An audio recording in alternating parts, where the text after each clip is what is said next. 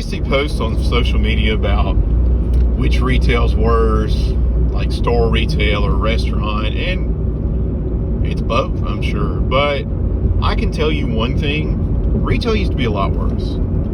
Like, as far as a place to work, it used to be a lot worse. And not as far as like the customers. Although back when I first started, the mentality was a little bit to the extent the customer is always right. And I always use this quote, I think I got it from Dilbert. The customer wants better products for free.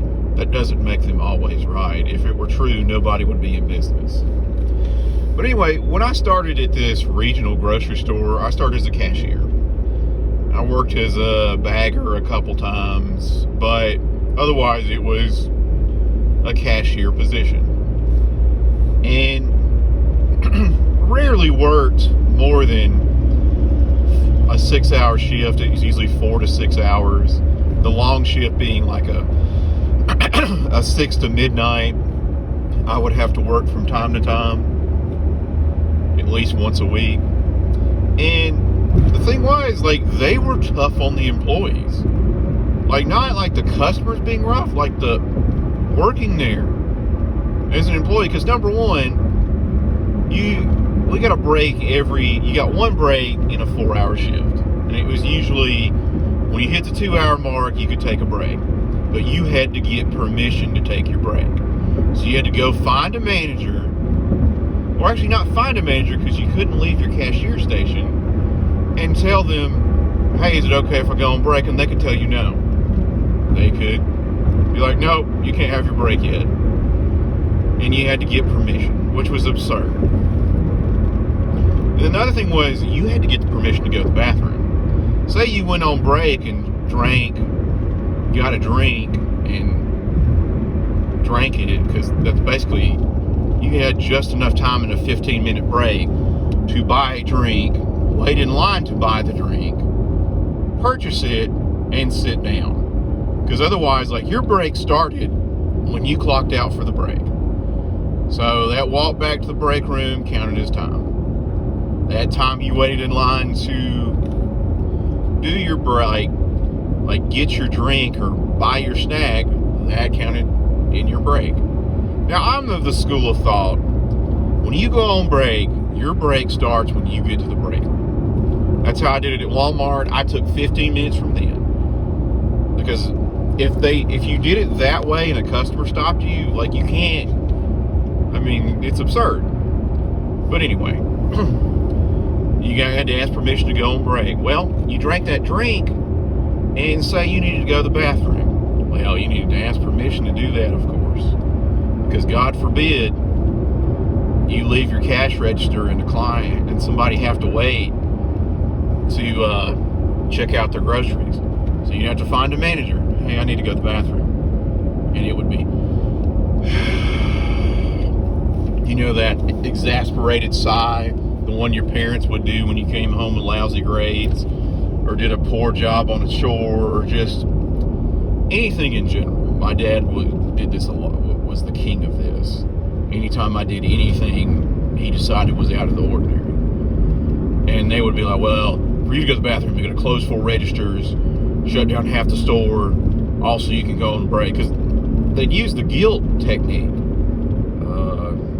Really? You got to go through all that so one person can go to the bathroom? I was looking back down like, something is wrong if it's that much rigmarole for somebody to go to the bathroom. I mean, that's absurd. And you'd be like, well, I still have to go. Can I? And they could tell you no. They could be like, well, no, you're just going to have to wait until you get off. Well, therein lies another issue.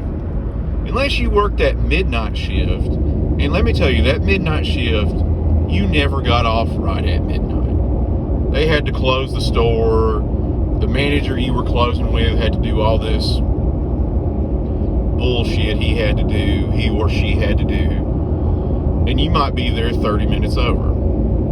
But for your regular shift, you couldn't clock out until your replacement arrived. Okay, I guess that makes sense. Whatever. But say your replacement came in late, or didn't come in at all, or was running late. Well, you can't leave until they get there. But do they tell you that before your shift starts? No. You're supposed to know that. And so say they ran 15 minutes late. Well, you couldn't clock out more than 10 minutes late or clock in more than 10 minutes late. So your replacements arrived 20 minutes late and you needed to go to the bathroom. You can't go to the bathroom until you clock out, but you can't clock out until your replacement got there. And now you can't clock out because you have to find a manager. And you find a manager and the manager's like, well, why didn't you clock out on time? Because you told me I couldn't clock out until my replacement got here. I said, well, that's right, but you still should have clocked out on time. They're literally blaming you for something they told you to do and that you didn't do, but you were in the wrong because you didn't do it. And that was wild to me. That it was, everything was your fault. You needing to take a break. Oh, I can't believe you. You needing to go to the bathroom. Ugh. You needing to do anything. Leave work on time. Oh, well, why can't you leave on time? And that's just how it worked. It was, like, by today's standards, it seems draconian. Like, when I worked at Walmart about 10 years later, when it was time for your break, you just went on break. You didn't need permission. You went by your schedule. It wasn't that hard. You were an adult. Hey, I'm going to go on break. But back then, they wanted to micromanage everything. Because, like, anything you did was automatically in the wrong. It was like dealing with a parent that automatically thought you were lying. Now, that place was bad. But another place I worked at, a bookstore, it was absurd. Like, it wasn't as bad as the grocery store. Like, at the bookstore, you could go to the bathroom.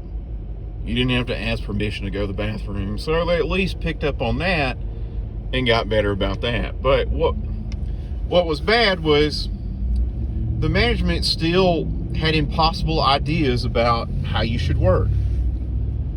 Because I would get there and they'd have some books to put out.